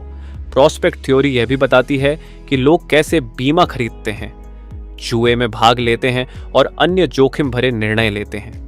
यह सिद्धांत यह समझने में मदद करता है कि क्यों लोग कभी-कभी तर्कसंगत निर्णय लेने के बजाय भावनात्मक और मानसिक शॉर्टकट का सहारा लेते हैं। चैप्टर 27 स्वत्व प्रभाव। इस अध्याय में काहनमैन स्वत्व प्रभाव एंडाउमेंट इफेक्ट के बारे में बताते हैं, जो यह सिद्धांत है कि लोग किसी वस्तु का स्वामित्व प्राप्त करने के बाद उसकी कीमत को अधिक आंकते हैं। यह प्रभाव हमारे निर्णय लेने और व्यापारिक व्यवहार को गहराई से प्रभावित करता है। लेखक बताते हैं कि स्वत्व प्रभाव के कारण लोग अपने पास मौजूद वस्तुओं को उनकी वास्तविक बाजार कीमत से अधिक मूल्यवान मानते हैं। उदाहरण के लिए, अगर किसी व्यक्ति को 1 कप मिलता है और उसे इसे बेचने के लिए कहा जाता है तो वह इसे अधिक कीमत पर बेचना चाहेगा, जबकि वही व्यक्ति यदि खरीदने की स्थिति में होता तो वह उस वस्तु के लिए कम कीमत देने को तैयार होता। स्वत्व प्रभाव के कारण लोग अपने निर्णयों में पूर्वाग्रह दिखाते हैं और वे अपनी वस्तुओं को बेचने में हिचकिचाते हैं। यह प्रभाव तब और भी स्पष्ट होता है जब भावनात्मक जुड़ाव वाली वस्तुएं जैसे कि व्यक्तिगत स्मृतियां या परिवार की धरोहर शामिल होती हैं। काहनमैन ये भी समझाते हैं कि स्वत्व प्रभाव का कारण हमारे मनोविज्ञान में गहराई से निहित है। जब हम किसी वस्तु का स्वामित्व प्राप्त करते हैं तो हम उसके प्रति एक विशेष लगाव विकसित कर लेते हैं और उसे अपने आत्मसम्मान और पहचान का हिस्सा मानने लगते हैं। यह लगाव हमें उस वस्तु की कीमत अधिक आंकने के लिए प्रेरित करता है। लेखक यह भी सुझाव देते हैं कि स्वत्व प्रभाव से बचने के लिए हमें अपने निर्णय लेने की प्रक्रिया में अधिक तर्कसंगत और निष्पक्ष दृष्टिकोण अपनाना चाहिए। हमें यह समझना चाहिए कि केवल स्वामित्व प्राप्त करने से किसी वस्तु की वास्तविक मूल्य नहीं बढ़ती और हमें अपने निर्णय तथ्यों और आंकड़ों पर आधारित करने चाहिए, न कि भावनात्मक लगाव पर। स्वत्व प्रभाव का यह अध्ययन व्यापारिक और आर्थिक निर्णयों में भी महत्वपूर्ण है। यह समझने से कि लोग अपनी वस्तुओं की कीमत कैसे आंकते हैं, व्यवसायी और निवेशक अपने सौदों और निवेशों को बेहतर तरीके से प्रबंधित कर सकते हैं। चैप्टर 88 बुरी घटनाएं। इस अध्याय में काहनमैन बताते हैं कि कैसे बुरी घटनाएं और नकारात्मक अनुभव हमारे निर्णय लेने की प्रक्रिया को प्रभावित करते हैं। मनुष्य नकारात्मक घटनाओं के प्रति अधिक संवेदनशील होते हैं और यह संवेदनशीलता हमारे निर्णयों और व्यवहार पर गहरा प्रभाव डालती है। लेखक समझाते हैं कि जब हम किसी बुरी घटना का सामना करते हैं तो उसका प्रभाव हमारी सोच और भविष्य की अपेक्षाओं पर बहुत अधिक होता है।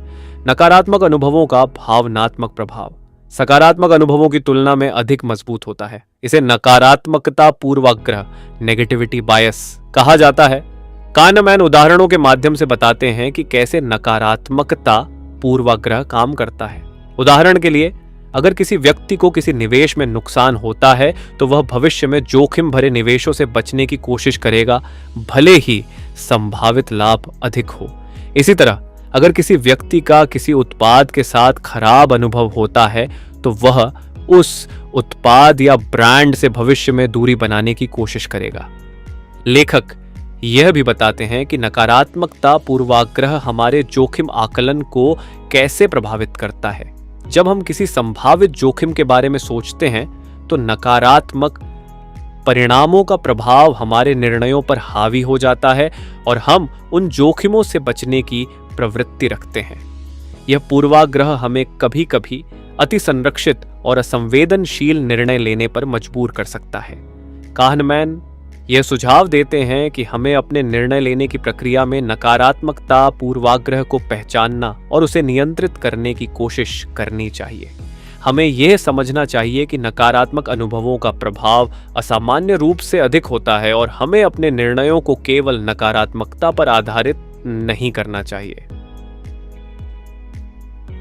लेखक यह भी सुझाव देते हैं कि सकारात्मक और नकारात्मक अनुभवों का संतुलन बनाकर हमें अपने निर्णयों को अधिक तर्कसंगत और संतुलित बनाना चाहिए। हमें अपने अनुभवों को समग्र दृष्टिकोण से देखना चाहिए और केवल नकारात्मकता के आधार पर निर्णय नहीं लेना चाहिए। चैप्टर 20 4 गुना पैटर्न। इस अध्याय में काहनमैन 4 गुना पैटर्न फोरफोल्ड पैटर्न के सिद्धांत को समझाते हैं, जो यह दर्शाता है कि लोग कैसे विभिन्न प्रकार के जोखिमों और अनिश्चितताओं के संदर्भ में निर्णय लेते हैं। यह सिद्धांत प्रोस्पेक्ट थ्योरी के महत्वपूर्ण हिस्सों में से एक है और यह हमारे निर्णय लेने की प्रक्रिया को बेहतर ढंग से समझने में मदद करता है। 4 गुना पैटर्न निम्नलिखित 4 स्थितियों पर आधारित है। 1 उच्च संभावना उच्च लाभ। इस स्थिति में लोग जोखिम से बचने की प्रवृत्ति रखते हैं। उदाहरण के लिए, अगर किसी निवेश में उच्च संभावना के साथ उच्च लाभ मिलता है तो लोग उसे सुरक्षित मानकर स्वीकार कर लेते हैं। 2 उच्च संभावना उच्च हानि। इस स्थिति में लोग जोखिम लेने की प्रवृत्ति रखते हैं। अगर किसी स्थिति में उच्च संभावना के साथ उच्च हानि हो सकती है तो लोग जोखिम उठाकर हानि से बचने की कोशिश करते हैं। 3. निम्न संभावना उच्च लाभ। इस स्थिति में लोग जोखिम लेने की प्रवृत्ति रखते हैं। अगर किसी स्थिति में निम्न संभावना के साथ उच्च लाभ मिल सकता है तो लोग जोखिम उठाकर उस लाभ को पाने की कोशिश करते हैं, जैसे कि लॉटरी टिकट खरीदना। 4. निम्न संभावना उच्च हानि। इस स्थिति में लोग जोखिम से बचने की प्रवृत्ति रखते हैं। अगर किसी स्थिति में निम्न संभावना के साथ उच्च हानि हो सकती है तो लोग उस जोखिम से बचने की कोशिश करते हैं, जैसे कि बीमा खरीदना। काहनमैन बताते हैं कि यह 4 गुना पैटर्न क्यों महत्वपूर्ण है। यह पैटर्न दिखाता है कि कैसे लोग विभिन्न प्रकार के जोखिमों के प्रति अपने दृष्टिकोण को बदलते हैं और यह निर्णय लेने की प्रक्रिया में उनके व्यवहार को प्रभावित करता है। यह सिद्धांत यह भी बताता है कि लोग अपनी जोखिम लेने की प्रवृत्तियों में तर्कसंगत नहीं होते और अक्सर अपने पूर्वाग्रहों और भावनाओं के आधार पर निर्णय लेते हैं। लेखक यह भी सुझाव देते हैं कि हमें अपनी निर्णय लेने की प्रक्रिया में इस 4 गुना पैटर्न को ध्यान में रखना चाहिए। हमें यह समझना चाहिए कि हमारे निर्णय विभिन्न जोखिमों के संदर्भ में कैसे बदलते हैं और हमें अपने निर्णयों को तर्कसंगत और संतुलित दृष्टिकोण से लेना चाहिए। चैप्टर 10 दुर्लभ घटनाएं। इस अध्याय में काहनमैन बताते हैं कि लोग दुर्लभ घटनाओं रेयर इवेंट्स का आकलन कैसे करते हैं और यह आकलन अक्सर क्यों गलत होता है। दुर्लभ घटनाएं वे होती हैं जिनकी संभावना बहुत कम होती है, लेकिन जब वे घटित होती हैं तो उनका प्रभाव बहुत बड़ा हो सकता है। लेखक बताते हैं कि लोग दुर्लभ घटनाओं का आकलन करते समय अक्सर संभावनाओं को गलत तरीके से टॉलते हैं। दुर्लभ घटनाओं के संभावित परिणामों को अधिक महत्व दिया जाता है, जबकि उनकी वास्तविक संभावना को कम आंका जाता है। यह आकलन हमारे भावनात्मक प्रतिक्रियाओं और मीडिया में इन घटनाओं के कवरेज से प्रभावित होता है। काहनमैन यह भी समझाते हैं कि लोग दुर्लभ घटनाओं के जोखिम को कैसे देखते हैं। उदाहरण के लिए, लोग विमान दुर्घटनाओं से बहुत डरते हैं, जबकि उनकी संभावना बहुत कम होती है। इसके विपरीत, अधिक सामान्य लेकिन कम ध्यान देने योग्य जोखिम जैसे कि कार दुर्घटनाएं को लोग अक्सर नजरअंदाज कर देते हैं, भले ही वे सांख्यिकीय रूप से अधिक संभावित हों। लेखक यह भी बताते हैं कि दुर्लभ घटनाओं के प्रति हमारी सोच और व्यवहार क्यों महत्वपूर्ण है। लोग अक्सर दुर्लभ घटनाओं के संभावित परिणामों के आधार पर निर्णय लेते हैं, जो कि वित्तीय निवेश, बीमा खरीदने या सुरक्षा उपायों के मामले में हो सकता है। ये निर्णय अक्सर अत्यधिक सुरक्षात्मक होते हैं और वास्तविक जोखिम की तुलना में अधिक खर्चीले हो सकते हैं। काहनमैन सुझाव देते हैं कि हमें दुर्लभ घटनाओं का आकलन करते समय तर्कसंगत और सांख्यिकीय दृष्टिकोण अपनाना चाहिए। हमें अपने आकलनों में भावनात्मक प्रतिक्रियाओं और मीडिया के प्रभाव को पहचानना और नियंत्रित करना चाहिए। इसके अलावा हमें संभावनाओं और संभावित परिणामों के बीच सही संतुलन बनाने की कोशिश करनी चाहिए, ताकि हमारे निर्णय अधिक यथार्थवादी और संतुलित हो सकें। लेखक ये भी सुझाव देते हैं कि दुर्लभ घटनाओं के जोखिम को समझने के लिए हमें अधिक जानकारी और डेटा का उपयोग करना चाहिए। हमें अपनी निर्णय लेने की प्रक्रिया में सांख्यिकीय तथ्यों और विश्लेषण का समावेश करना चाहिए, ताकि हम अधिक सटीक और प्रभावी निर्णय ले सकें। चैप्टर 18 जोखिम नीतियां। इस अध्याय में काहनमैन बताते हैं कि कैसे लोग और संस्थाएं जोखिम नीतियों, रिस्क पॉलिसीज को अपनाकर अपने निर्णयों को अधिक तार्किक और संरक्षित बना सकते हैं। जोखिम नीतियां हमारे निर्णय लेने की प्रक्रिया को सुव्यवस्थित करती हैं और हमें जोखिम प्रबंधन में मदद करती हैं। लेखक बताते हैं कि जोखिम नीतियां क्या होती हैं और वे क्यों महत्वपूर्ण हैं। जोखिम नीतियां पूर्व निर्धारित दिशा निर्देश होती हैं जो हमें विभिन्न परिस्थितियों में कैसे प्रतिक्रिया देनी है यह बताती हैं। ये नीतियां हमारे निर्णयों को अधिक सुसंगत और पूर्वानुमानित बनाती हैं, जिससे हम जोखिमों को बेहतर तरीके से प्रबंधित कर सकते हैं। काहनमैन यह भी बताते हैं कि जोखिम नीतियां कैसे बनाई जा सकती है। सबसे पहले हमें अपनी प्राथमिकताओं और उद्देश्यों को स्पष्ट रूप से समझना होगा। इसके बाद हमें संभावित जोखिमों का आकलन करना चाहिए और यह निर्धारित करना चाहिए कि हम उन जोखिमों को कैसे प्रबंधित करना चाहते हैं। हमें अपने निर्णयों के लिए स्पष्ट और विशिष्ट दिशा निर्देश बनाने चाहिए जो विभिन्न परिस्थितियों में लागू हो सके। लेखक उदाहरणों के माध्यम से समझाते हैं कि कैसे जोखिम नीतियां हमारे व्यक्तिगत और व्यावसायिक जीवन में सहायक हो सकती हैं। उदाहरण के लिए, निवेशक अपने निवेश निर्णयों के लिए जोखिम नीतियां बना सकते हैं जो उन्हें अत्यधिक जोखिम से बचने और उनके निवेश को संतुलित करने में मदद करती है। इसी तरह कंपनियां अपनी व्यावसायिक रणनीतियों और परिचालन प्रक्रियाओं में जोखिम नीतियां लागू कर सकती हैं ताकि वे संभावित जोखिमों को प्रबंधित कर सकें और अपने उद्देश्यों को प्राप्त कर सकें।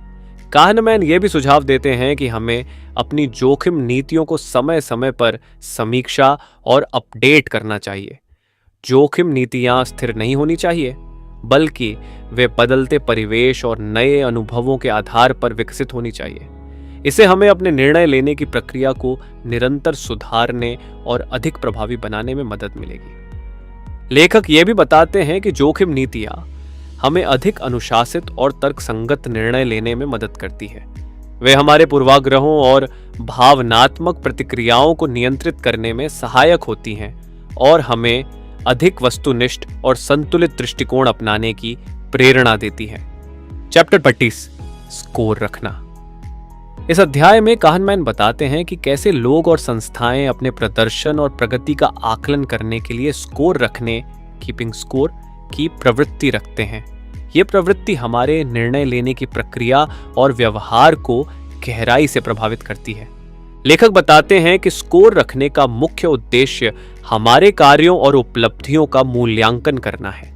यह हमें अपनी प्रगति को मापने और सुधारने में मदद करता है। हालांकि स्कोर रखने की प्रवृत्ति कभी-कभी हमें गलत निर्णय लेने पर भी मजबूर कर सकती है, क्योंकि हम अपने प्रदर्शन को बेहतर दिखाने के लिए अप्रासंगिक मापदंडों का उपयोग कर सकते हैं।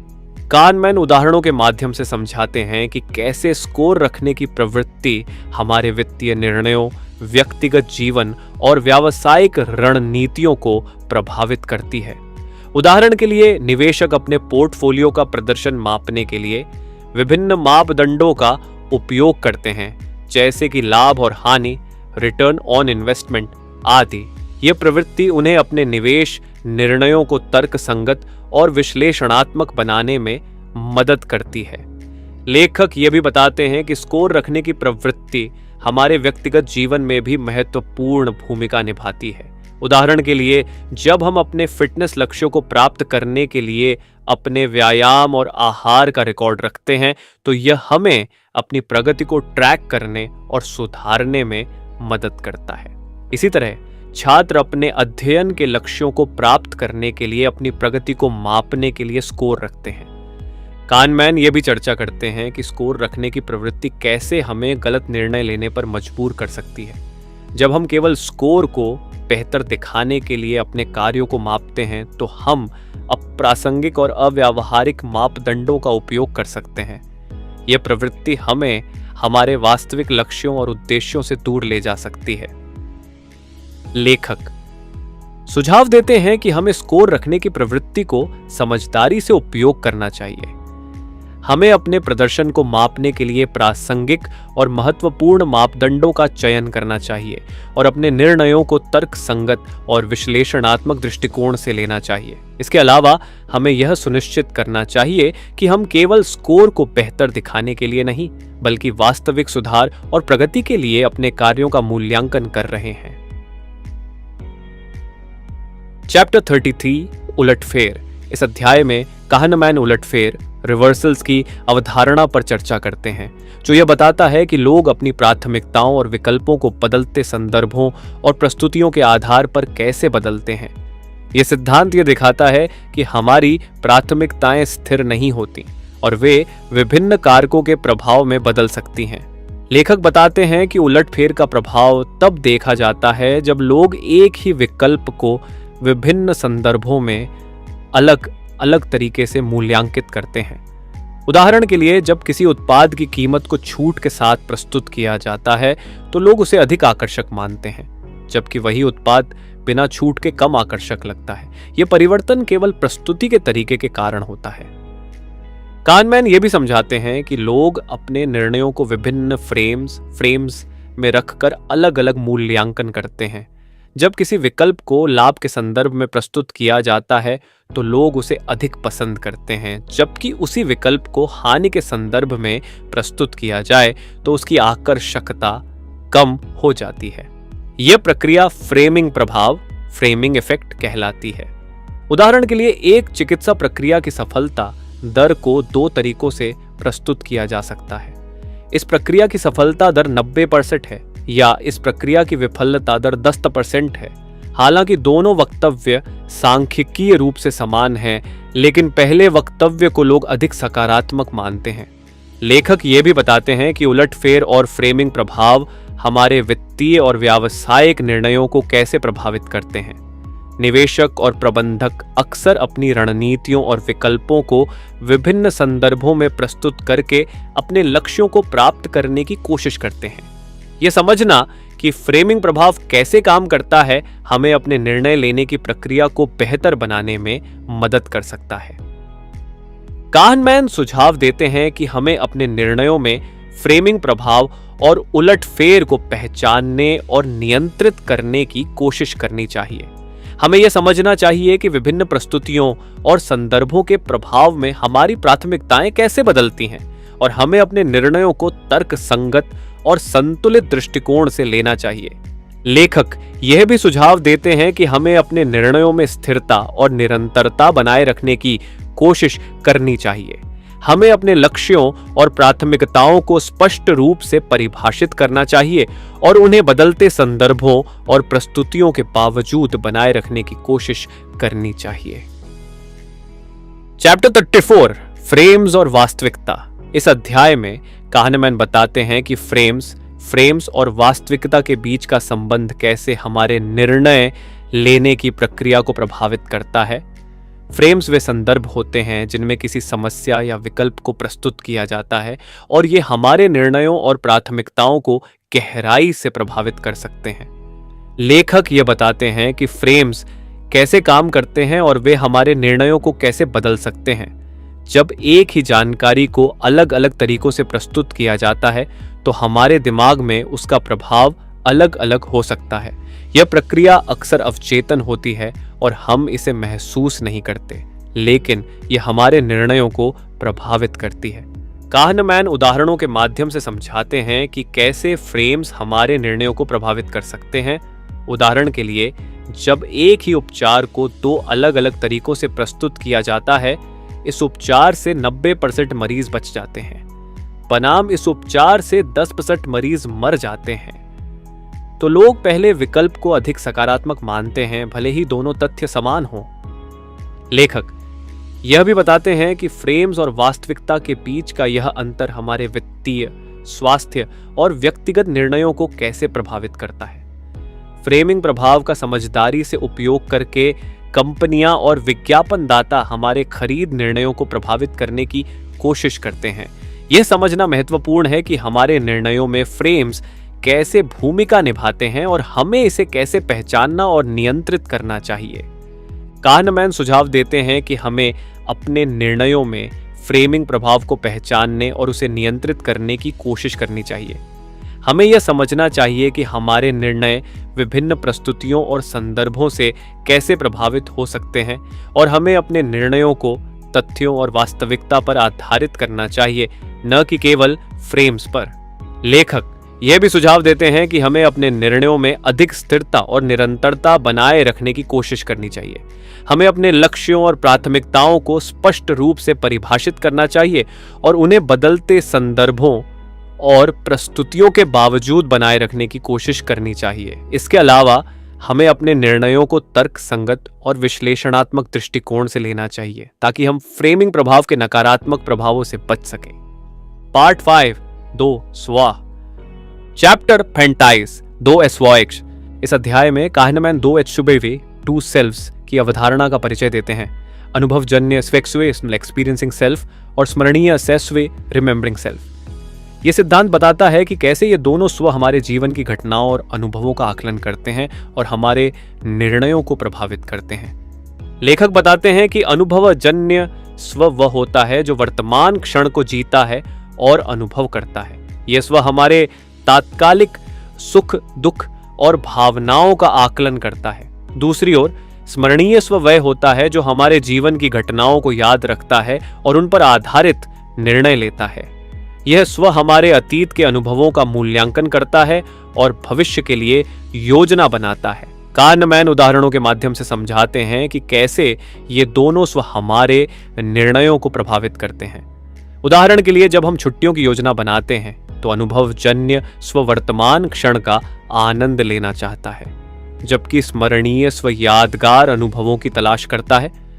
यह संघर्ष हमारे निर्णय लेने की प्रक्रिया में जटिलता पैदा करता है। लेखक ये भी बताते हैं कि स्मरणीय स्व अधिक प्रभावशाली होता है क्योंकि यह हमारे निर्णयों और भविष्य की योजनाओं पर अधिक प्रभाव डालता है। हम अपने जीवन की घटनाओं को इस आधार पर याद रखते हैं कि वे कैसे समाप्त हुई और उनके दौरान हमें कैसा महसूस हुआ। यह प्रक्रिया पीक एंड एंड रूल कहलाती है, जिसमें किसी अनुभव का उच्चतम और अंतिम बिंदु सबसे महत्वपूर्ण होता है। kahneman यह भी चर्चा करते हैं कि कैसे अनुभवजन्य स्व और स्मरणीय स्व के बीच संतुलन बनाकर हम अपने जीवन को अधिक सुखद बना सकते हैं। हमें अपने वर्तमान क्षण का आनंद लेने के साथ साथ यादगार अनुभवों की भी योजना बनानी चाहिए। इसके लिए हमें अपने निर्णयों में दोनों स्व के दृष्टिकोण को शामिल करना चाहिए।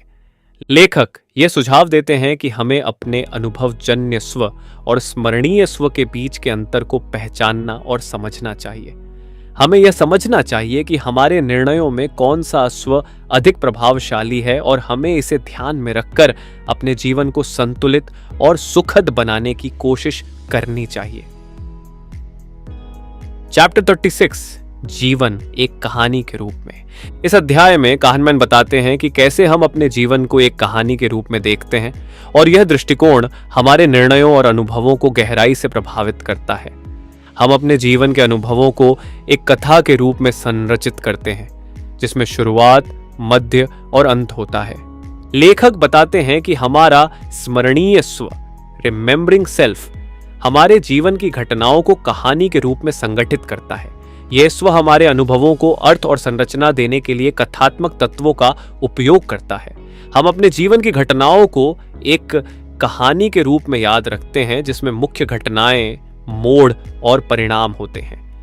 kahneman ये भी समझाते हैं कि कैसे हम अपनी कहानियों को रंगीन बनाने के लिए कुछ घटनाओं को बढ़ा चढ़ाकर प्रस्तुत करते हैं और कुछ घटनाओं को नजरअंदाज कर देते हैं। ये प्रक्रिया हमारे आत्मसम्मान और पहचान को बनाए रखने में मदद करती है, लेकिन ये हमें हमारे अनुभवों का एक विकृत दृष्टिकोण भी प्रदान कर सकती है। लेखक बताते हैं कि हम अपने जीवन की कहानियों को सकारात्मक बनाने की कोशिश करते हैं, जिसमें हम अपने अनुभवों को एक सार्थक और संतोषजनक रूप में प्रस्तुत करते हैं। ये प्रक्रिया हमें कठिनाइयों और संघर्षों का सामना करने में मदद करती है और हमें अपने जीवन के प्रति एक सकारात्मक दृष्टिकोण बनाए रखने में सहायता करती है। kahneman यह भी चर्चा करते हैं कि कैसे हमारे जीवन की कहानियों का अंत हमारे अनुभवों का सबसे महत्वपूर्ण हिस्सा होता है। हम किसी अनुभव को कैसे समाप्त करते हैं, यह हमारे द्वारा उस अनुभव को याद रखने और मूल्यांकन करने के तरीके को गहराई से प्रभावित करता है। यह पीक एंड एंड रूल का एक महत्वपूर्ण हिस्सा है। लेखक यह सुझाव देते हैं कि हमें अपने जीवन की कहानियों को अधिक सार्थक और संतोषजनक बनाने के लिए अपने अनुभवों को संरचित करने की कोशिश करनी चाहिए। हमें अपने अनुभवजन्य स्व और स्मरणीय स्व के दृष्टिकोणों को संतुलित करना चाहिए और अपने जीवन के अनुभवों को एक सकारात्मक और संतुलित दृष्टिकोण से देखना चाहिए। kahneman यह भी बताते हैं कि हमें अपने जीवन की कहानियों को सचेत रूप से बनाना चाहिए, जिसमें हम अपने अनुभवों को सही तरीके से समझें और उनका मूल्यांकन करें। हमें अपने जीवन के अनुभवों को एक कहानी के रूप में देखने के साथ साथ उनकी वास्तविकता और अर्थ को भी समझना चाहिए। चैप्टर 37 अनुभवजन्य कल्याण।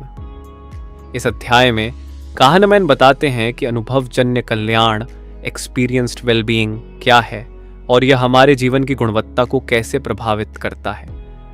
अनुभवजन्य कल्याण का मतलब है कि हम अपने जीवन के प्रत्येक क्षण में कितना सुखद या दुखद महसूस करते हैं। यह हमारे तात्कालिक अनुभवों और भावनाओं का माप है। लेखक बताते हैं कि अनुभवजन्य कल्याण को मापने के लिए विभिन्न तरीकों का उपयोग किया जा सकता है, जैसे कि दिन भर के विभिन्न क्षणों में लोगों से उनकी भावनाओं के बारे में पूछना। इस तरह के अध्ययन से यह समझने में मदद मिलती है कि लोग अपने दैनिक जीवन में कैसे महसूस करते हैं और कौन से कारक उनके अनुभवजन्य कल्याण को प्रभावित करते हैं। काहनमैन यह भी समझाते हैं कि अनुभवजन्य कल्याण और स्मरणीय कल्याण, रिमेंबर्ड वेलबीइंग, में अंतर है। स्मरणीय कल्याण वह है जो हम अपने जीवन के अनुभवों को याद करते समय महसूस करते हैं, जबकि अनुभवजन्य कल्याण वह है जो हम वास्तव में उस समय महसूस करते हैं जब हम किसी अनुभव को जी रहे होते हैं। लेखक बताते हैं कि हमारे अनुभवजन्य कल्याण को प्रभावित करने वाले प्रमुख कारक कौन से हैं। इनमें हमारे सामाजिक संबंध, काम का तनाव, स्वास्थ्य और वित्तीय स्थिति शामिल है। उदाहरण के लिए, जो लोग अपने काम में अत्यधिक तनाव का अनुभव करते हैं, उनके अनुभवजन्य कल्याण का स्तर कम हो सकता है, भले ही वे अपने काम को याद करते समय इसे सकारात्मक रूप से देखते हों। काहनमैन यह भी सुझाव देते हैं कि हमें अपने जीवन में अनुभवजन्य कल्याण को बढ़ाने के लिए कुछ उपाय अपनाने चाहिए। हमें अपने दैनिक जीवन में छोटे छोटे सुखद अनुभवों को शामिल करने की कोशिश करनी चाहिए, जैसे कि दोस्तों और परिवार के साथ समय बिताना, प्रकृति में समय बिताना और उन गतिविधियों में भाग लेना जो हमें खुशी देती हैं।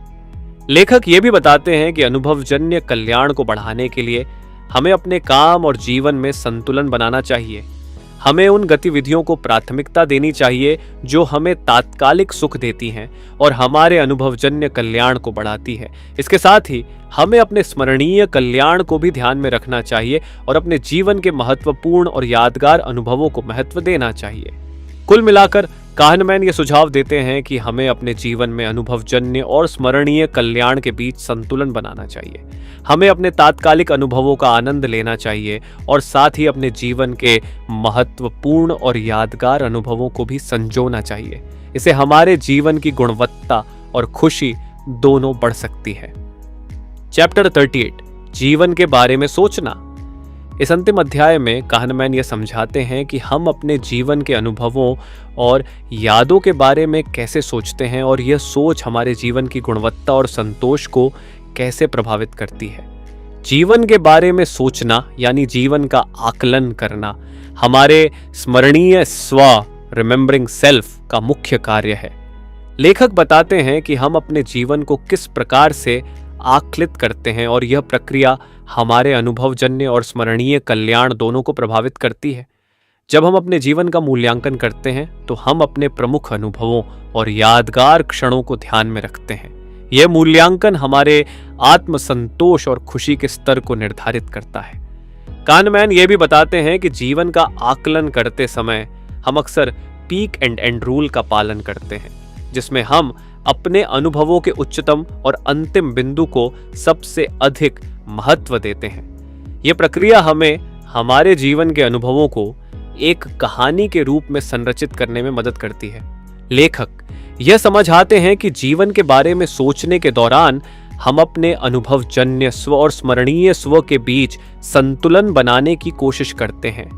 हमें अपने तात्कालिक अनुभवों का आनंद लेने के साथ साथ अपने जीवन के महत्वपूर्ण और यादगार क्षणों को भी महत्व देना चाहिए। काहनमैन यह भी सुझाव देते हैं कि हमें अपने जीवन का आकलन करते समय संतुलित दृष्टिकोण अपनाना चाहिए। हमें यह समझना चाहिए कि हमारे अनुभवजन्य और स्मरणीय स्व दोनों महत्वपूर्ण हैं और हमें उनके बीच संतुलन बनाने की कोशिश करनी चाहिए। लेखक यह भी बताते हैं कि जीवन के बारे में सोचते समय हमें अपने निर्णयों और अनुभवों को तर्कसंगत और विश्लेषणात्मक दृष्टिकोण से देखना चाहिए। हमें अपने जीवन के अनुभवों का सही मूल्यांकन करना चाहिए और उन्हें केवल भावनाओं और पूर्वाग्रहों के आधार पर नहीं आंकना चाहिए। अंत में काहनामैन ये सुझाव देते हैं कि हमें अपने जीवन के अनुभवों को सार्थक और संतोषजनक बनाने की कोशिश करनी चाहिए। हमें अपने तात्कालिक अनुभवों का आनंद लेना चाहिए और साथ ही अपने जीवन के महत्वपूर्ण और यादगार क्षणों को भी संजोना चाहिए। यह दृष्टिकोण हमें हमारे जीवन को अधिक सुखद और संतोषजनक बनाने में मदद कर सकता है। संदेश और सीख। थिंकिंग फास्ट एंड स्लो से हमें कई महत्वपूर्ण संदेश और सीख मिलते हैं जो हमारे जीवन और निर्णय लेने की प्रक्रिया को बेहतर बना सकते हैं। एक, दो प्रकार की सोच। हमारे दिमाग में दो प्रणालियां होती हैं, सिस्टम 1 और सिस्टम 2। सिस्टम 1 त्वरित और सहज निर्णय लेता है, जबकि सिस्टम 2 धीमा और विश्लेषणात्मक होता है। हमें यह समझना चाहिए कि कब किस प्रणाली का उपयोग करना है।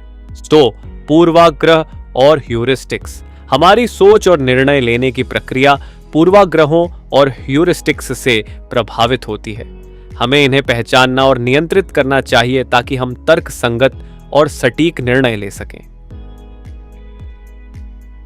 3, समय और प्रयास। ध्यान और प्रयास की आवश्यकता वाले कार्यों में सिस्टम 2 का उपयोग करना महत्वपूर्ण है। ये हमें गलतियों से बचने और बेहतर निर्णय लेने में मदद करता है।